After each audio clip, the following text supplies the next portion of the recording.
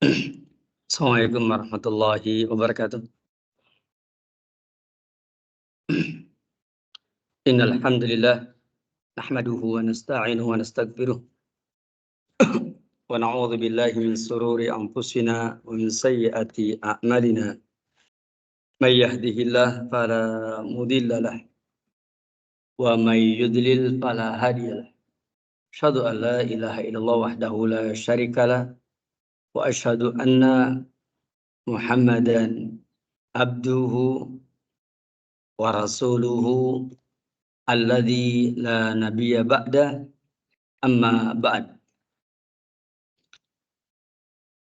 Jamaah sekalian yang semoga dirahmati oleh Allah Subhanahu wa taala.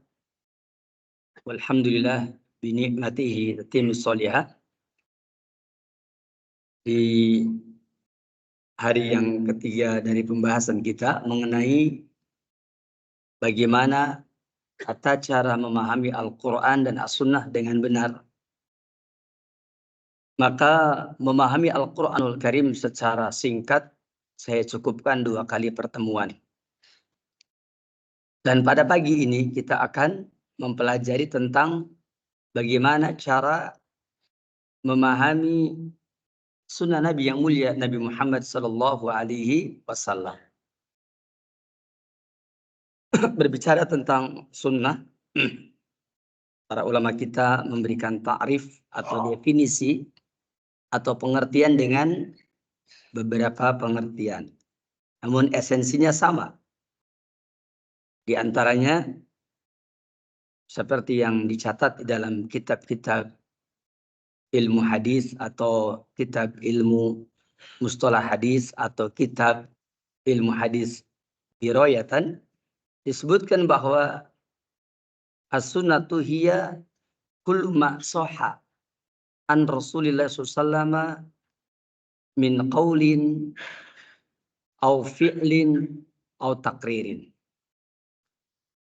Bahwa yang disebut dengan sunnah adalah segala sesuatu yang telah sah datangnya dari Nabi sallallahu alaihi wasallam, baik berupa perkataan, kemudian disebut dengan sunnah qauliyah, atau berupa perbuatan, kemudian disebut dengan sunnah fi'liyah, ataupun berupa persetujuan yang disebut dengan sunnah takririyah. Dan ulama yang lain memberikan ta'rif, yaitu kullu ma uthira an Rasulillah sallallahu min qaulin au fi'lin au takririn. Baik yang menggunakan kalimat kullu ma sahha an Rasulillah ataupun kullu ma uthira an Rasulillah, maka dua-duanya memiliki pengertian yang sama. Yakni bahwa untuk menyatakan sesuatu itu sunnah, maka tentu saja mesti berpijak dari keterangan yang sah. Mungkin derajatnya sahih ataupun mungkin derajatnya hasan. Riwayat-riwayat yang sah disebutnya riwayatun maqbulah, yaitu riwayat yang diterima. Maka bisa jadi dia sah dengan sendirinya disebut dengan sahihun lidzatihi, atau sah dengan sebab yang lainnya, yakni dengan sebab dikuatkan oleh yang lainnya disebutnya sahihun la lidzatihi atau sahihun li ghairihi. Atau riwayat yang dianggap baik, yang hasan secara dzatnya, disebutnya hasanun lidzatihi. Atau riwayat yang dinyatakan hasan karena yang lainnya, hasanun la lidzatihi atau hasanun li ghairihi. Maka 4 istilah ini adalah istilah untuk hadis yang makbul, yang dapat diterima dan ketika diamalkan disebutnya hadis makbulun makmulun bih, yang diamalkan, yang diterima lagi diamalkan. Adapun hadis yang tidak sah maka meliputi hadis yang lemah atau disebutnya lemah ringan, atau disebut juga dengan dhaifun muhtamalun.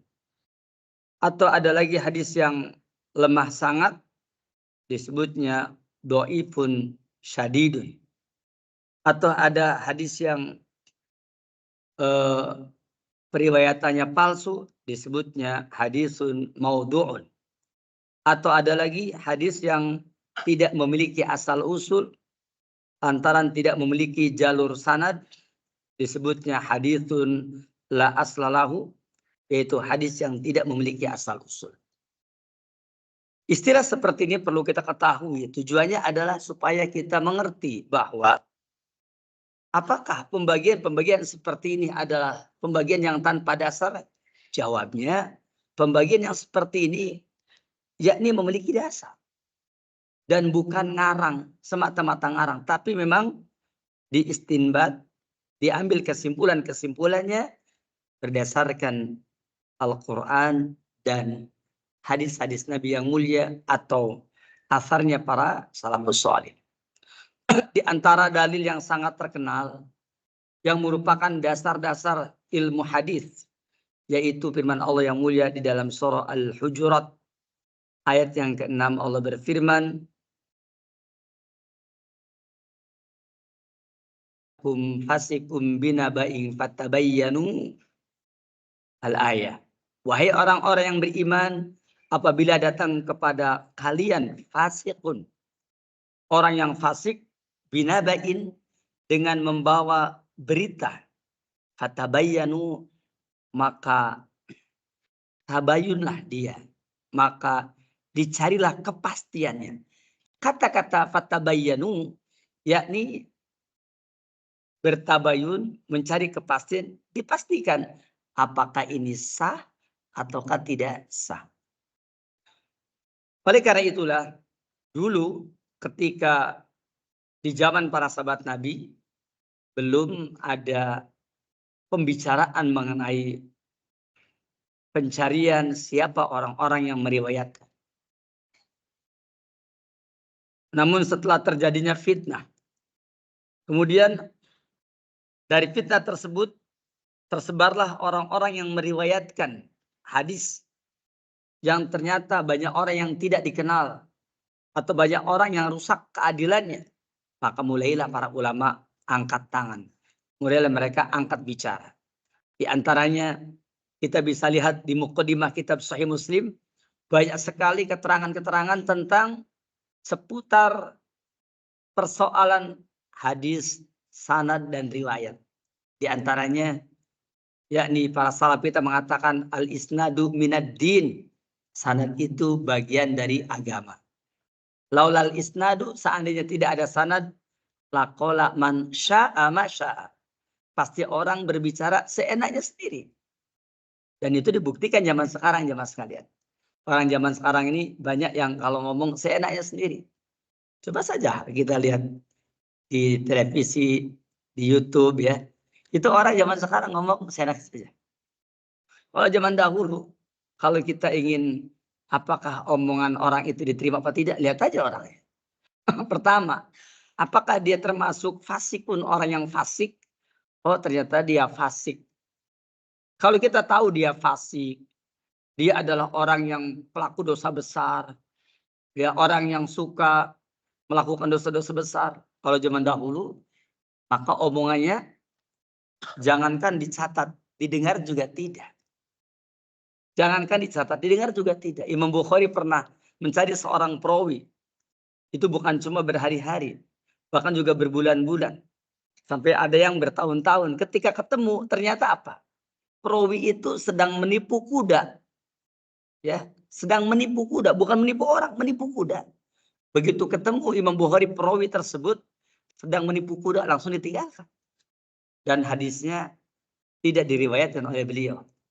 Kenapa? Karena orang ini adalah orang yang sudah tercacati keadilannya. Jadi orang zaman sekarang pun kalau kita melihat ada orang-orang yang memang dia fasik, kalau dia bicara apalagi tentang agama, tidak akan diterima. Orang fasik itu muslim loh. Apalagi yang bicara agama Islam adalah orang kafir. Nggak bakal didengar.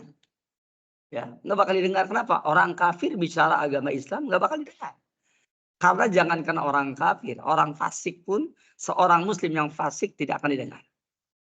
Nah ini contoh. Makanya kata para ulama, kata para salaf kita, ya banyak sekali di antaranya Abdullah bin Mubarak, ya, Sufyan Ats-Tsauri, mereka mengatakan dengan kalimat yang sama. Laulal isnadu laqala man syaa ma syaa. Seandainya tidak ada sanad niscaya orang akan berbicara senangnya sendiri. Nah, oleh karena itu pada kesempatan ini saya ingin menjelaskan bahwa inilah pentingnya kita mengetahui bagaimana cara kita memahami sunnah Nabi yang mulia. Maka yang pertama kita harus ingat bahwa sebuah riwayat baru kita pahami apabila telah nyata keabsahannya, telah nyata kesahihannya. Selanjutnya, bagaimana kita mengetahui sebuah riwayat itu sahih? Fadilatul Syekh Muhammad bin Shalih Al-Utsaimin di dalam kitab beliau, yaitu ilmu mustalah hadis. Beliau mengatakan bahwa kalau kita ingin mengetahui sebuah riwayat itu sah apa tidak, maka yang pertama kata beliau, hendaklah kamu melihat apakah dia terdapat di dalam kitab Sahih Al-Bukhari dan Sahih Muslim apa tidak. Ketika dia terdapat dalam kitab Sahih Bukhari dan Sahih Muslim, maka diambillah olehnya. Itu cara yang pertama. Yang keduanya, cara mengetahui riwayat itu sah apa tidak. Maka yang kedua, apabila sebuah hadis terdapat di dalam kitab-kitab Bukhari Muslim, itu yang pertama. Yang keduanya, apabila sebuah hadis dia telah disahkan oleh para ulama yang berkompeten di bidangnya, ya, berkompeten di bidangnya, yang ahli di bidangnya. Umpamanya telah disahihkan oleh Al-Hafidz Ibnu Hajar Al-Asqalani. Ini orang yang hidup di tahun yakni 852 meninggal dunia. Berarti beliau hidup di abad ke-8 dan ke-9. Maka kita bisa mengambilnya. Atau telah disahihkan oleh Al-Imam Az-Zalai dalam kitab Nasburayah umpamanya. Maka kita dapat mengamalkannya. Atau kalau zaman sekarang umpamanya telah disahihkan oleh Imam Al-Albani umpamanya. Ya, walaupun Imam Al-Albani termasuk tokoh yang kontroversi. Terutama orang-orang yang memang sangat hasad dan dengki dengan sunnah. Maka kemudian kita bisa mengambilnya. Atau umpamanya di zaman sekarang yaitu Syekh Syuaib Al-Arnaud. Ya. Ini Syekh Syuaib Al-Arnaud adalah salah seorang ulama ahlul hadis yang dulunya pernah belajar kepada ayahnya Al-Imam Al-Albani yaitu Syekh Muhammad Nuh Najati. Dan ayahnya Syekh Al-Albani adalah ulama besar dari madhab Hanafi. Dan kemudian juga banyak ulama-ulama yang lain. Mungkin disahihkan oleh Al-Imam An-Nawawi dan seterusnya. Masih banyak lagi. Ala kulli hal, bahwa pensahihan di dalam kitab-kitab para ulama yang memang dia ma'ruf ilmunya, terkenal ilmunya, muktabar ilmunya. Bukan sekedar punya ilmu, tapi ilmunya muktabar. Ilmunya diakui, maka kita boleh mengambilnya. Dan bagi orang yang awam seperti kita ini, umpamanya, mengandalkan kepada pensahihan para ulama cukup. Syaratnya yang penting kita tidak tahu bahwa pengesahan dia itu salah. Yang penting itu. Umpamanya kita mengikuti pensahihan Al-Hafidz Ibnu Hajar Al-Asqalani. Kemudian kita mengikuti dia. Itu sudah benar. Sepanjang kita tidak tahu kalau pensahihannya salah. Nggak ada masalah. Kenapa? Karena yang namanya pengesahan itu bersifat ijtihadiyun. Dan itu harus oleh ahlinya. Dan kita mengikutinya dibenarkan secara agama. Kemudian yang ketiganya. Nah yang ketiga ini yang susah. Apa itu? Mengesahkan dan melemahkan hadis bagi kita yang mampu. Dan kesimpulannya kita tidak mampu. Karena kita tidak mampu maka kita berada pada satu atau di antara keduanya. Mungkin kita melihat ini ada dalam kitab Sahih Bukhari Muslim. Atau mungkin telah disahihkan oleh ulama-ulama yang berkompeten dan ahli di bidangnya. Oleh karena itu orang-orang awam seperti kita mengikuti pensahihan mereka nggak ada masalah. Orang-orang yang seperti kita mengikuti tasih wa tadibnya mereka tidak ada masalah. Ini adalah contoh di antara cara memahami bagaimana sesungguhnya kita akan mengamalkan suatu hadis. Maka sebelum kita mengamalkan suatu hadis, pertama hendaklah kita cari dulu absah atau tidak absah. Sebenarnya bagi para pemerhati atau para pembelajar, mereka kalau di zaman sekarang ini ada cara yang mudah. Ya, lebih mudah untuk mencari data. Yaitu sekarang banyak aplikasi-aplikasi yang luar biasa. Di antaranya ada aplikasi Al-Bahis Al-Hadisi. Di dalamnya ketika kita klik kemudian kita coba cari yang sahih, itu akan muncul keterangan-keterangan yang sahih. Namun walaupun aplikasi itu mudah, tetap saja pada akhirnya butuh ilmu. Begitu pula ada lagi aplikasi yang sangat bagus, yaitu Jami ya Al-Malik Abdullah. Itu adalah merupakan metamorfosis dari Jami Khadimil Haramain. Dan itu luar biasa. Kalau sebuah hadis kita klik, maka kita akan mengetahui banyak sekali hadis-hadis yang bertebaran, dari mulai hadis yang masing-masing sampai hadis yang dijamak, di majmu, sampai kemudian dimunculkan semua matan hadisnya, itu ada dalam aplikasi tadi. Dan itu sangat bermanfaat. Dan kami pun juga mengajar di pondok kami, yaitu khususnya untuk jurusan takhriz hadis. Maka kami mengajarkan dengan menggunakan aplikasi, mengingat para penuntut ilmu kami tidak punya untuk membeli kitab-kitab yang berjilid-jilid. Maka supaya mereka masih tetap bisa membaca kitab, maka caranya dengan cara mereka membawa HP, membawa laptop, membawa tab dan seterusnya, kemudian mereka mengambil aplikasi tadi. Dan begitu pula ada Maktabah Syamilah versi HP, yaitu umpamanya yakni seperti turot.id. Maka di turot itu kita akan melihat aplikasi turot itu seperti Maktabah Syamilah. Dan masih banyak lagi yang memang sengaja kami kumpulkan semua itu. Ala kulli hal, kesimpulannya adalah setelah kita mengetahui mana yang sah, amalkanlah. Dan mana yang tidak sah, maka tinggalkanlah. Seperti itu. Yang sah kita amalkan, yang tidak sah kita tinggalkan. Dan bagi pembelajar, hendaklah jangan mengatakan, ini walaupun riwayatnya dhaif, walaupun riwayatnya lemah, maka ini lumayan. Jangan. Yang sah saja. Mungkin sah secara datnya, sah tidak secara datnya, yang hasan secara datnya, yang hasan tidak secara datnya. Demikian, barakallahu fikum, mudah-mudahan perkataan saya dimengerti. Dan kalaupun tidak mengerti, maka paling tidak antum pernah mendengar. Karena saya nggak begitu yakin apakah semuanya paham apa tidak. Tapi yang jelas apa yang saya ucapkan mudah-mudahan terdengar. Lalu difailkan nanti kapan-kapan waktunya dibutuhkan nanti keluar lagi seperti itu. Baik, sekarang kita masuk kepada kaidah yang pertama. Bagaimana kaidah pertama di dalam memahami hadis Nabi yang mulia? Jemaah sekalian, maka kaidah pertama di dalam memahami hadis Nabi yang mulia adalah pertama, fahmu sunnah fi daw'il Quran. Yakni memahami sunnah Nabi yang mulia fi daw'il Quran, dalam koridor Quran. Maksudnya adalah bahwa yang namanya memahami sunnah, maka ini kita harus tahu ketika kita berbicara tentang sunnah, maka kita harus mengerti bahwa sunnah tetap berdampingan dengan Al-Quranul Karim. Quran adalah itu al-aslu al-awal, itu sumber pertama. Sunnah adalah al-aslu as-sani, itu adalah sumber yang kedua. Maka disebut sumber pertama dan kedua itu ala sabili tartib, dari segi tertib penyebutan. Adapun dari segi berhujjah, maka Al-Imam Al-Khatib Al-Baghdadi rahimahullah ta'ala beliau mengatakan bahwasanya yang namanya Al-Quran dan As-Sunnah itu aslun wahid bil hujjah. Itu merupakan pokok yang sama di dalam berhujjah. Jadi kalau kita berdalil itu tidak ada istilah ya kita cari dulu di Quran, nanti kalau enggak ada baru ke sunnah. Tidak. Kita kalau berdalil mana yang kita tahu. Kalau dalilnya tahu dari Quran, datangkanlah dari Quran. Kalau kita tahunya dari sunnah, datangkanlah dari sunnah. Seperti itu caranya. Dan tidak perlu kemudian Quran dulu, nanti kalau sudah enggak ada, enggak ketemu baru hadis. Ya. Mana aja yang mudah. Karena apa? Dua-duanya aslun wahid fil ihtijaz.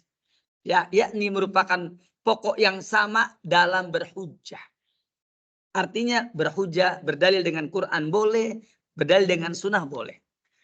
Dan kalau kita berbicara tentang pemahaman yang pertama, fahmu sunnah fi daw'il Quran. Maka ketahuilah bahwa kalau akan memahami hadis Nabi, maka hadis Nabi ini berada dalam dua keadaan. Apabila dia bertentangan dengan Al-Quran. Umpamanya ada hadis nih bertentangan dengan Apa itu? Yang pertama, perhatikan sanadnya sahih apa tidak. Maka apabila sanadnya tidak sahih, riwayatnya tidak sahih, hadisnya tidak sahih, maka berarti hadis ini memang nyata-nyata tidak sah karena bertentangan dengan Al-Quran atau mungkin palsu. Kenapa? Karena dia nyata-nyata bertentangan dengan Al-Quran dan juga riwayatnya lemah. Riwayatnya lemah. Tetapi kalau menurut penilaian para ulama ahli hadis, bahwa suatu riwayat itu sah, maka kata para ulama fihi fahmun dakik. Itu berarti di dalamnya mengandung pemahaman yang dalam. Bagaimana caranya? Jawabnya, kalau kita mampu, maka silakan dipahami. Tapi kalau kita tidak mampu, dengarkan, baca bagaimana para ulama cara memahami hadis ini. Bagaimana cara para ulama memahami hadis ini. Kenapa? Karena dengan cara demikian kita akan mengetahui apa yang dimaksud oleh hadis tersebut. Nah, oleh karena itu, untuk poin yang pertama ini insya Allah ta'ala mungkin saya akan berikan contoh-contoh yang lebih luas. Itu di pertemuan kelima insya Allah. Pertemuan kelima saya akan membahas khusus hadis-hadis yang disangka bertentangan dengan Quran insya Allah. Makanya yang 2 poin ini, yang 2 hari ini, yakni sekarang dan mungkin yang akan datang nanti, saya akan membahas fokus tentang kaidahnya dulu. Dan untuk kaidah yang pertama, insya Allah nanti contohnya ya akan kita bahas pada pertemuan yang kelima insya Allah. Ya catat kapan jam tayangnya ya. Nanti yang kelima insya Allah. Baik jemaah sekalian, ini poin yang pertama. Kenapa demikian? Karena Allah tabaraka wa ta'ala berfirman di dalam surah An-Nisa ayat 82, kata Allah tabaraka wa ta'ala, walau kana min indi ghairillahi lawajadu fi ikhtilafan katsira. Seandainya saja bahwasanya dia datang bukan dari sisi Allah, niscaya mereka akan mendapati padanya ikhtilaf yang banyak. Ketahuilah Al-Quran datang dari Allah. Sunnah Nabi pun juga hakikatnya datang dari Allah. Karena sesungguhnya Nabi kita yang mulia bersabda dalam riwayat Imam Abu Dawud, ala inni utitul kitaba wa mithlahu ma'ahu. Ketahuilah sesungguhnya aku telah diberikan Alkitab dan yang semisal Alkitab. Ala inni utitul kitaba wa mithlahu ma'ahu. Ketahuilah sesungguhnya aku telah diberikan Alkitab dan yang semisal Alkitab. Maka dengan firman Allah yang mulia ini dalil bahwa menunjukkan kepada kita sesungguhnya bahwa firman Allah yang mulia ini menunjukkan Al-Quran datang dari Allah tabaraka wa ta'ala. Sunnah juga datang dari Allah tabaraka wa ta'ala. Namun bedanya kalau Al-Quran wahyun maslun anhu, wahyu yang dibacakan. Sedangkan as-sunnah adalah wahyun ghairu maslun anhu, yaitu wahyu yang tidak dibacakan. Quran dibacakan, kemudian Rasul menerimanya dan jadilah dia Quran. Kemudian sunnah yakni dimasukkan ke dalam hati Nabi yang mulia, maka muncullah menjadi sebuah pemahaman yang kemarin sudah kita bahas. Sebagaimana kata Imam Asy-Syafi'i, bahwasanya kullu ma qalahu Rasulullah mimma fahimahu minal Quran. Semua yang dikatakan oleh Rasulullah SAW adalah yang dipahami dari Al-Quranul Karim. Dan kita tahu bahwasanya Allah tabaraka wa ta'ala juga berfirman di dalam Al-Quranul Karim, yaitu surah An-Nahl ayat yang ke-44. Allah berfirman, wa anzalna ilaika dzikra litubayyana linnasi ma nuzzila ilaihim wa la'allahum yatafakkarun. Dan sesungguhnya kami telah menurunkan kepada engkau adzikra, yaitu Al-Quran, supaya engkau jelaskan. Maka dengan kalimat litubayyana linnasi ma nuzzila ilaihim, supaya kamu ya Muhammad menjelaskan kepada manusia apa yang telah diturunkan kepada mereka. La'allahum yatafakkarun. Mudah-mudahan mereka dapat mentafakuri, dapat berfikir. Pertama, kata-kata litubayyana, supaya engkau jelaskan. Pertanyaannya adalah Nabi Muhammad menjelaskan Al-Quran dengan apa? Tentu jawabnya dengan sunnah. Dan inilah kata-kata ala inni utitul kitaba wa mithlahu ma'ahu. Ketahuilah sesungguhnya aku telah diberikan Alkitab dan yang semisal Alkitab. Yang keduanya, manuzila ilaihim, apa yang telah diturunkan kepada mereka. Apa maksudnya? Jawabnya adalah Al-Quran. Jadi yang diterangkan oleh Nabi itu adalah sunnah. Kemudian yang diturunkan kepada mereka adalah Al-Quran. Ini dalil bahwa sunnah itu apa yang Nabi jelaskan terhadap Al-Quran. Maka dari itulah di antara fungsi sunnah adalah mubayyinul Quran, penjelas bagi Al-Quranul Karim. Selanjutnya, kemudian yang kedua, adapun kaidah yang kedua, yakni kaidah yang diterangkan di dalam kitab ini adalah bahwa jami'u al-fadil hadis al-wahid fi makanin wahid.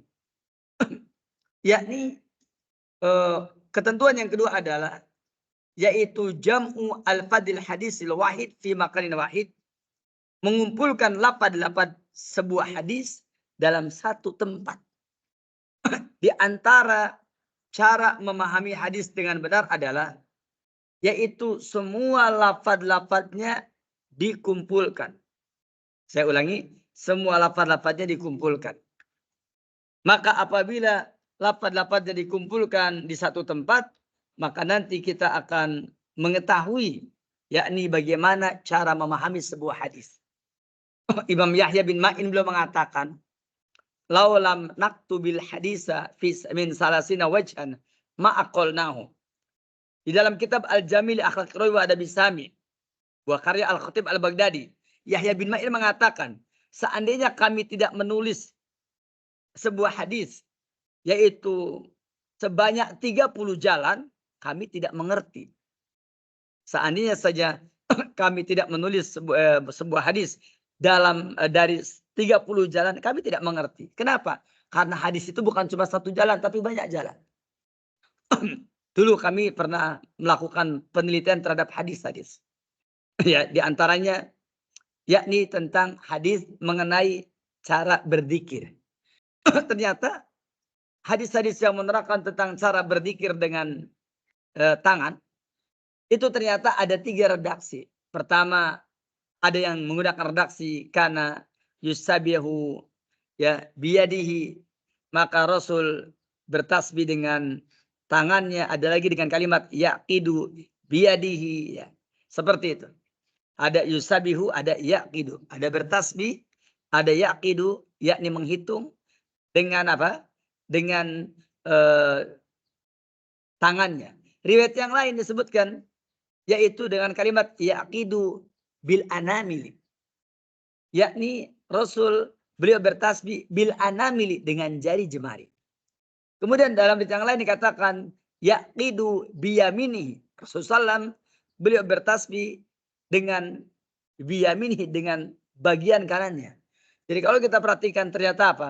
Ternyata diterangkan bertasbih itu dengan tangan, dan tangannya tangan kanan, dan juga dengan jari jemarinya. Nah, dari kalimat dengan jari jemarinya inilah maka kemudian orang-orang menjadi berbeda-beda. Apakah caranya begini?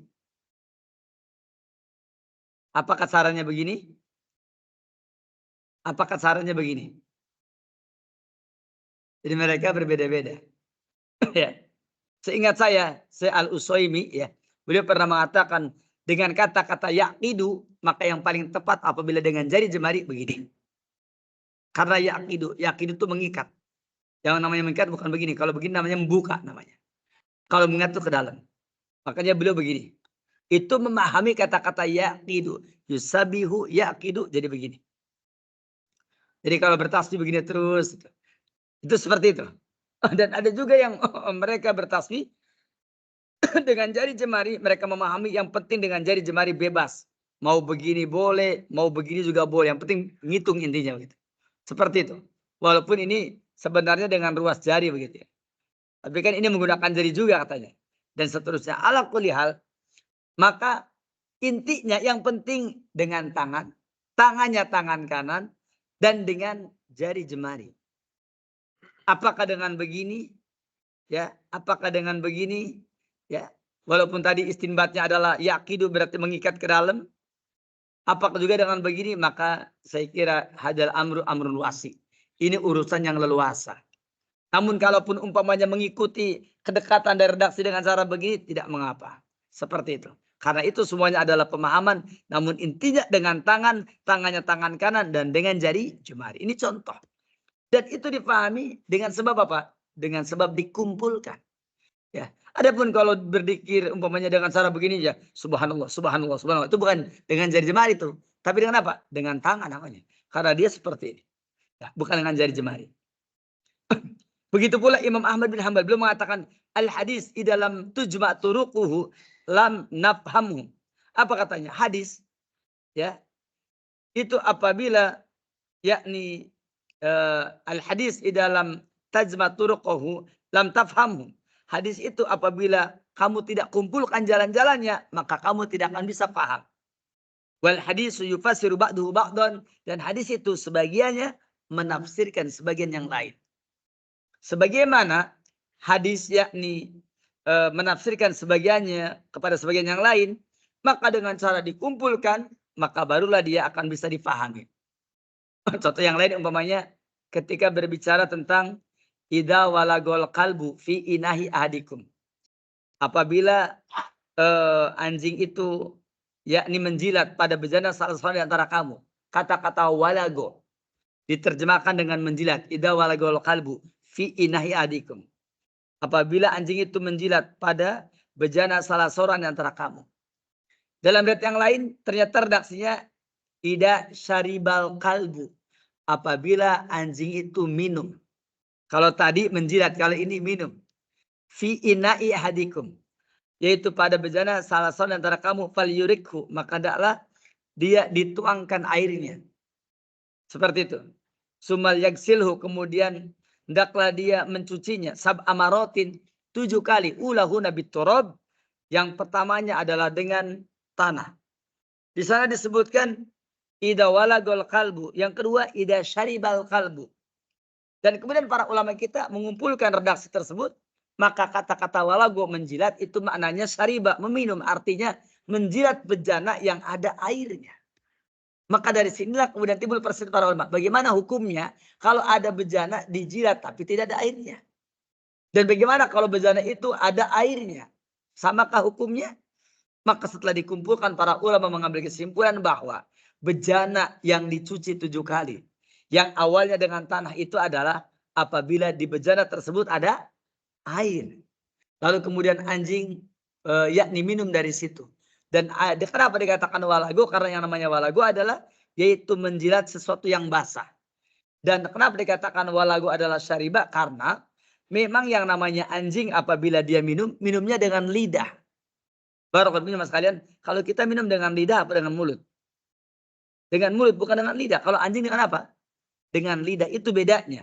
Makanya kalimat idza walagol qalbu fi ina'i hadikum dengan idza syaribal qalbu fi ina'i hadikum itu saling menjelaskan. Ini contoh, setelah dikumpulkan maka seperti itu. Sama seperti di dalam hadis Bukhari dan yang lainnya tentang Nabi kita yang mulia berkhalwat di Gua Hira. Dikatakan kana yatahannasu fi gori Hira. Nabi Muhammad bertahanus di Gua Hira. Dalam riwayat yang lain kana yatahannapu fi gori Hira. Nabi Muhammad bertahanap di Gua Hira. Kana yata'abadu fi gori Hira. Nabi Muhammad beribadah di Gua Hira. Ternyata redaksinya ada 3 redaksi. Kana yatahannasu, maknanya kana yata'abadu beribadah. Maknanya kana yatahannapu. Dengan 3 redaksi ini, maka kita bisa memahami bahwa Nabi kita yang mulia pernah bertahanus. Bertahanus maknanya yata'abadu beribadah. Bagaimana ibadahnya? Yatahannapu dengan milah Ibrahim. Karena yatahannapu adalah yakni tadayyana bi milati Ibrahim, bi milatin hanifiyah. Yaitu beragama dengan milah hanifiyah. Yatahannaf. Maka dengan dikumpulkan redaksi tadi, maka pahamlah bahwa yang dimaksud dari hadis ini adalah yaitu bukan semata-mata ibadah, tetapi ibadahnya menggunakan milah Nabi Ibrahim. Karena apa? Karena sudah diterangkan dalam Al-Quran, anittabi millata Ibrahim hanifa. Ikutilah oleh kamu milah Ibrahim yang hanif. Ini adalah penjelasan yang kedua.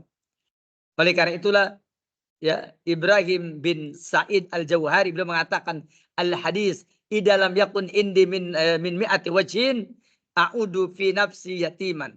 Kata Ibrahim bin Sa'id Al-Jauhari beliau mengatakan hadis apabila di sisiku tidak datang dari 100 jalan, aku menganggap hadis tersebut yatim.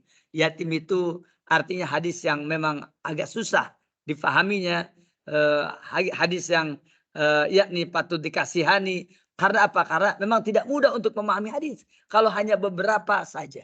Oleh karena itu, ini dalil bahwa kalau hadis ini harus banyak dikumpulkan baru difahami, maka ketahuilah jemaah sekalian, sudah selayaknya bagi kita semua agar tidak cepat-cepat mengambil vonis ketika memahami hadis. Baru cuma satu riwayat datang, langsung ini begini-begini. Kalau semua baru satu penjelasan datang, satu hadis datang, satu hadis datang, kemudian langsung disimpulkan. Jangan, sebaiknya kita hendaklah lebih memperbanyak lagi untuk membacanya. Nah, di antara aplikasi yang tadi yang sudah saya bacakan, di antara aplikasi yang sangat bermanfaat adalah yaitu Jami'u Khadimil Haramain atau aplikasi Jami' Al-Malik Abdullah. Itu di dalamnya berisi tentang apa? Tentang bagaimana kita mengumpulkan hadis dengan disebut matnun mujamma, yaitu matan hadis yang dikumpulkan dari berbagai macam periwayatan. Dan itu sangat membantu kita untuk memahami sebuah hadis seperti itu. Selanjutnya, setelah kita mengetahui untuk poin yang kedua ini, bahwasanya yakni untuk memahami hadis adalah dengan cara dikumpulkan ya satu tema, yaitu dan juga satu bab pada satu tempat.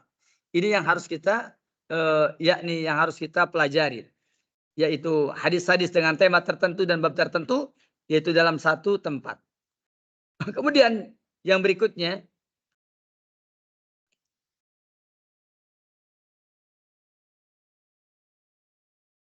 yakni poin yang ketiga, setelah tadi kita bahas tentang dikumpulkannya lafaz satu hadis pada satu tempat tertentu, maka berikutnya adalah yaitu jam'u hadisil bab al-wahid fi makanin wahid, yaitu mengumpulkan hadis-hadis yang satu bab pada satu tempat. Kalau tadi hadis satu berbagai macam lafaz dalam satu hadis di satu tempat, jadi lafaz-lafaznya.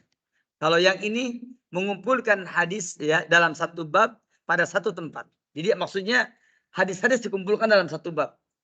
Seperti umpamanya kita akan membahas tentang apa? Babul miyah, bab tentang air. Maka dikumpulkan semua, yaitu bab mengenai air-air. Terus bermacam-macam air.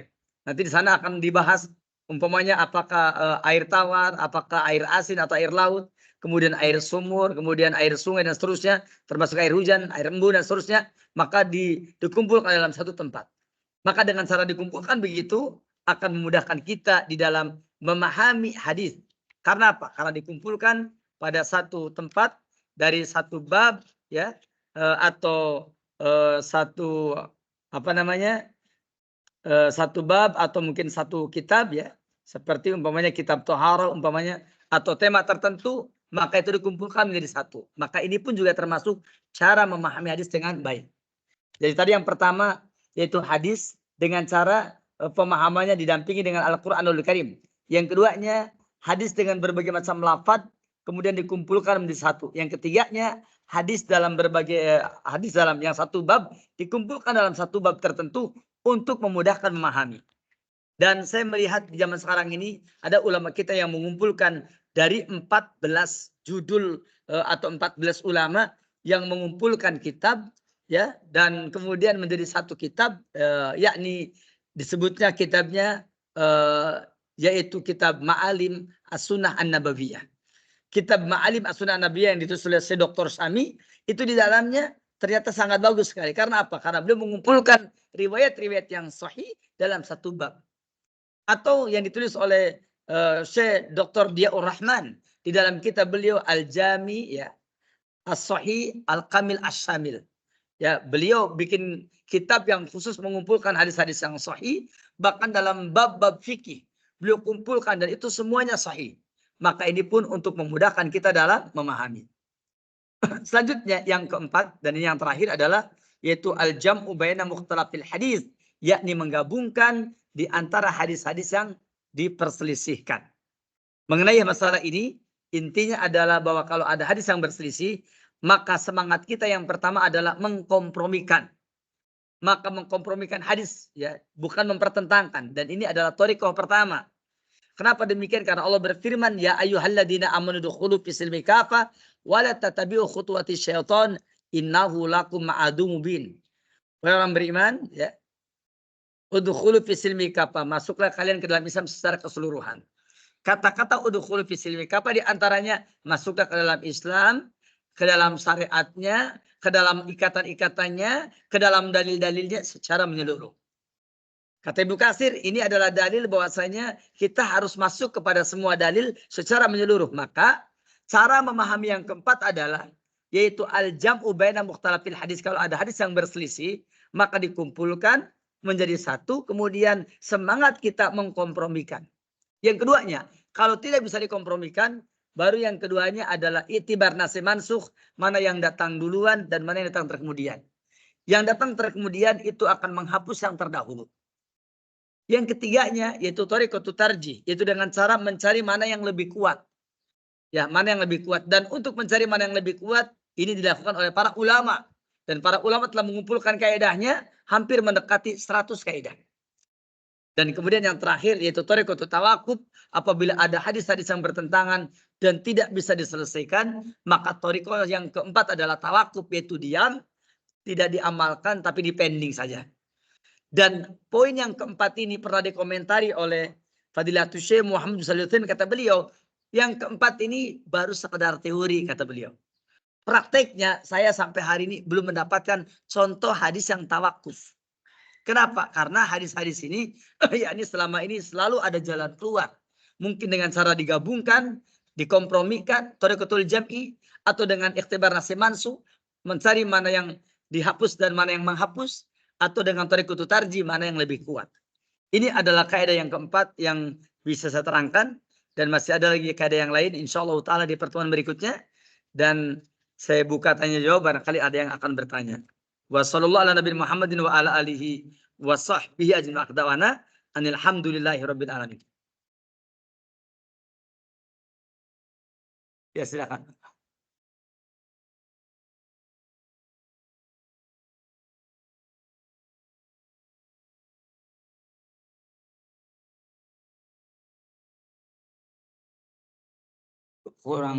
Kurang keras, Pak, agak keras.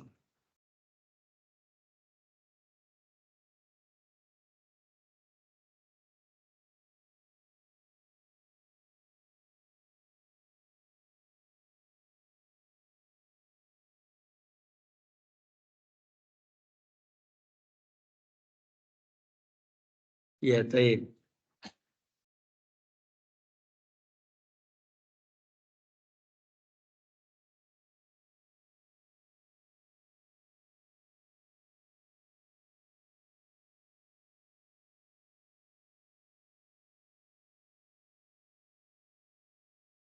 Ya. Apa tadi yang pertama ya? Oh iya, apakah Al-Quran yang terjemahan kalau kita menyentuhnya boleh apa tidak mungkin? Ya, berarti ini pertanyaannya fikih ya, tapi mungkin supaya ada korelasinya, ini berkenaan dengan firman Allah yang mulia, la yamassuhu ilal mutahharun, itu kalimat ya. Tidak boleh menyentuh Al-Quran kecuali yang disucikan. Sebenarnya ini ada dua sisi ya. Jadi la yamassu ilal mutahharun ini sebenarnya ada dua sisi. Dua sisi apa? Dua sisi penafsiran tidak menyentuh Al-Qur'an kecuali al-mutahharun yang disucikan. Di sini pijakannya adalah sebelum saya membahas tentang al-mutahharun, ini pijakannya kepada ayat yang sebelumnya, yaitu surat Al-Waqiah ayat 77. Allah berfirman, innahu laqur'anun karim. Sesungguhnya dia Quran yang mulia. Fi kitabim maknun, yang terdapat di dalam kitab yang terpelihara. Nah, ketika menafsirkan fi kitabim maknun di dalam kitab tafsir Jalalain yang biasa dikaji di pesantren-pesantren salafiyah tradisional, itu kitab dalam kitab tafsir Jalalain dikatakan fi kitabim maknun adalah ay al-mushaf. Seperti itu. Makanya kalau ada yang pemahamannya seperti itu ya karena memang fi kitabim maknun dalam kitab yang terpelihara itu tafsirnya mushaf dalam kitab tafsir Jalalain. Nah, pertanyaannya adalah apakah betul fi kitabi maknun itu adalah mushaf? Maka di sini ternyata menurut penafsiran Abu Nahik fi kitabi maknun qala huwa kitabun fis sama. Ini dalam kitab tafsir ya. Dan ini adalah riwayat dari para salaf. Kata kata Abu Nuhaik beliau mengatakan fi kitabi maknun wa kitabun minas sama. Yaitu kitab yang dari langit. Kemudian Sa'id bin Jubair seorang tabi'in ketika menafsirkan fi kitabi maknun qala fis sama. Yaitu di langit. Dan kita tahu kalau di langit ya tentu bukan apa? Bukan mushaf begitu. Nah, dari penafsiran ini maka kemudian para ulama ya menyebutkan itu maksudnya adalah mushaf yang ada di langit. Apa namanya? Robi bin Anas juga seorang tabi'in mengatakan yakni fi kitabi maknun ya innahu laqur'anun karim fi kitabi maknun qala al-Qur'anul Karim huwa al-Qur'an wal kitabul maknun huwa Allahul Mahfud. Itu menurut penafsiran Robi bin Sulaiman. Jadi makanya dari kalimat itu dulu nanti fi kitabi maknunnya apa? Kalau fi kitabi maknunnya ditafsirkan dengan mushaf seperti dalam kitab tafsir lain, maka la yamassul al-mutahharun, tidak menyentuh dia kecuali al-mutahharun yang disucikan. Itu mutahharunnya bukan disucikan kecuali yang suci. Karena apa? Karena yang dimaksud dengan fi kitabi maknun adalah mushaf. Seperti itu. Ya, ditambah lagi memang ada hadis an la yamassal qur'ana illa tahirun, tidak menyentuh Al-Qur'an illa tahirun, kecuali orang yang suci. Hadis ini ada dalam kitab Muwatta Imam Malik. Hadis ini Imam Malik dari Amr bin Hazm ya. Jadi di sini disebutkan an la yamassal qur'ana illa tahirun, tidak menyentuh Quran kecuali tahir yang suci. Nah, kata-kata an la yamassal qur'ana illa tahirun hadis ini kemudian dijadikan dalil bahwasanya al-mutahharun tafsirnya tahirun yang suci. Seperti itu. Nah, ini adalah penafsiran yang pertama. Ada penafsiran yang kedua, fi kitabi maknun adalah yang tadi, yaitu kitab yang ada di langit yang berada di lauh mahfud.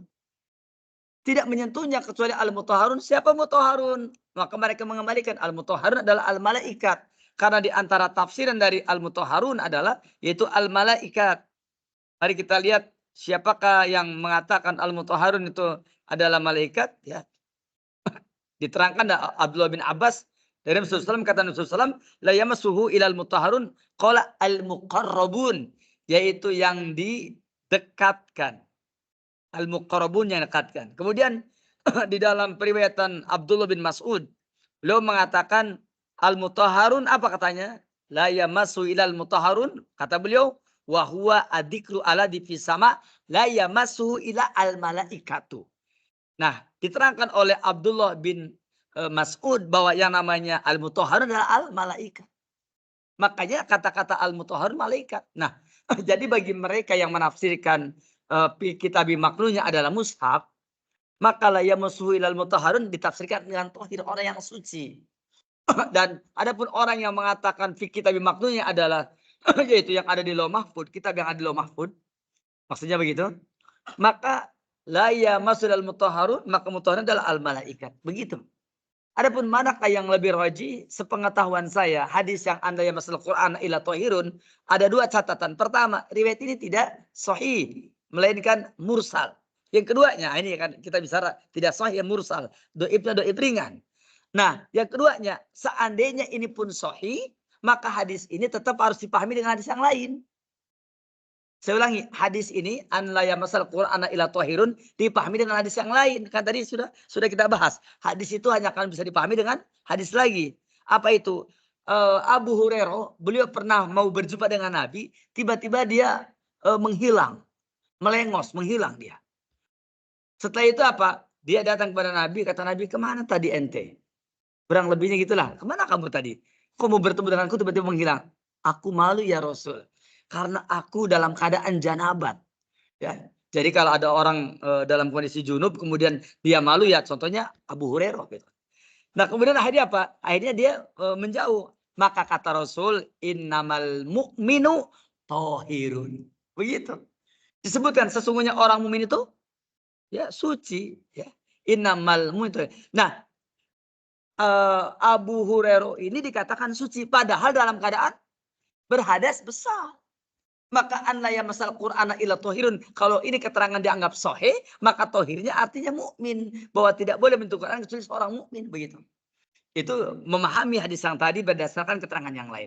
Ala kulli hal, itulah barangkali penjelasan yang tadi kurang lebihnya, mudah-mudahan bisa dipahami. Terus yang kedua apa tadi?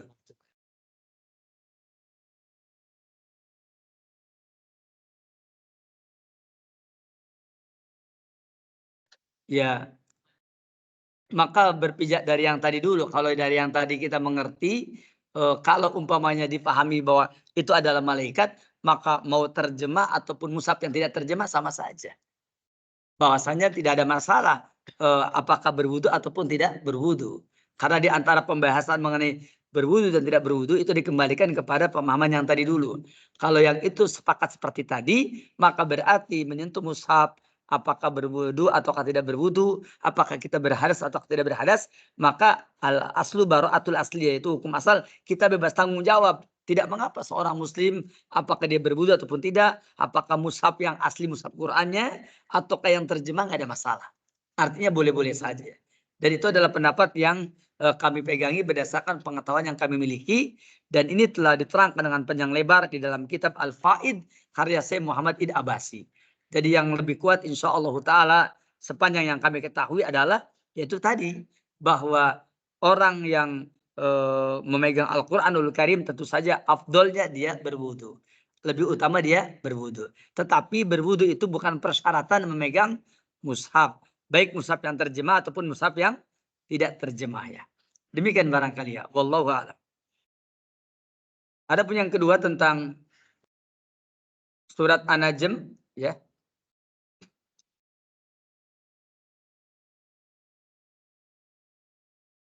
Yang ditanyakannya apanya, Pak?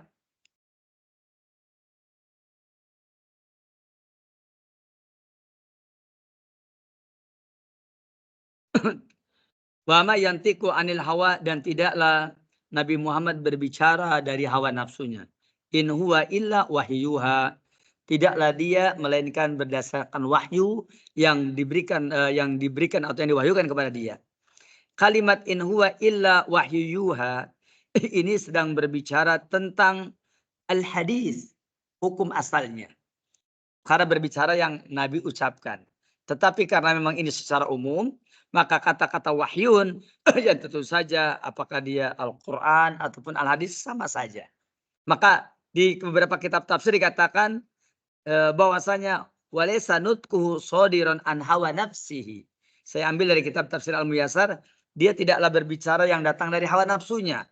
Mal Quran wa masunnah illa wahyun minallah ila Nabi Muhammad SAW. Maka tidaklah baik Quran ataupun sunnah melainkan semua itu adalah wahyu. Oleh karena itu, kata-kata wahyu ini tadi saya terangkan, tadi ada dua.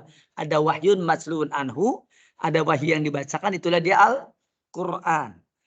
Yang keduanya wahyun ghairu masrin anhu, wahyu yang tidak dibacakan, itulah dia as-sunnah. Di dalam kitab Syarah Ushul I'tiqad Ahlussunnah wal Jamaah disebutkan Hasan bin Atiyah belum mengatakan nazala Jibrilu ya bisunnah ila Muhammad SAW kama yunjilu al-Quran ilaihi, yakni au kama qalahu, yakni bahwasanya kata Hasan bin Atiyah, Jibril menurunkan hadis kepada Nabi Muhammad itu seperti menurunkan sunnah kepada Nabi Muhammad, itu seperti menurunkan Al-Quran. Cuma bedanya kalau Al-Quran itu dibacakan, adapun kalau hadis itu dimasukkan ke dalam hatinya, yang berubah menjadi pemahamannya. Itu yang diterangkan oleh Hasan bin Atiyah. Dengan demikian maka jelas bahwa setiap kali turunnya wahyu Al-Quranul Karim, maka bersama dengan itu diturunkan pula yaitu pemahamannya. Setiap kali diturunkan Alkitab, maka diturunkan pula Al-Hikmah, yaitu merupakan pemahaman atas Alkitab. Dan inilah makna dari wa ma yantiqu anil hawa in huwa illa wahyuha. Tidaklah Nabi Muhammad berbicara dari hawa nafsunya, melainkan dia berbicara berdasarkan wahyu yang diberikan kepada dia. Demikian barangkali wallahu taala a'lam.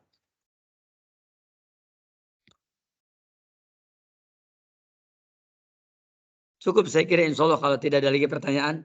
Sampai ketemu lagi barangkali di pertemuan yang akan datang. Semoga bermanfaat, semoga berfaedah. Kita akhiri di sini subhanaka Allahumma hamdik asyhadu alla ilaha illa anta astaghfiruka wa atubu. Assalamualaikum warahmatullahi wabarakatuh.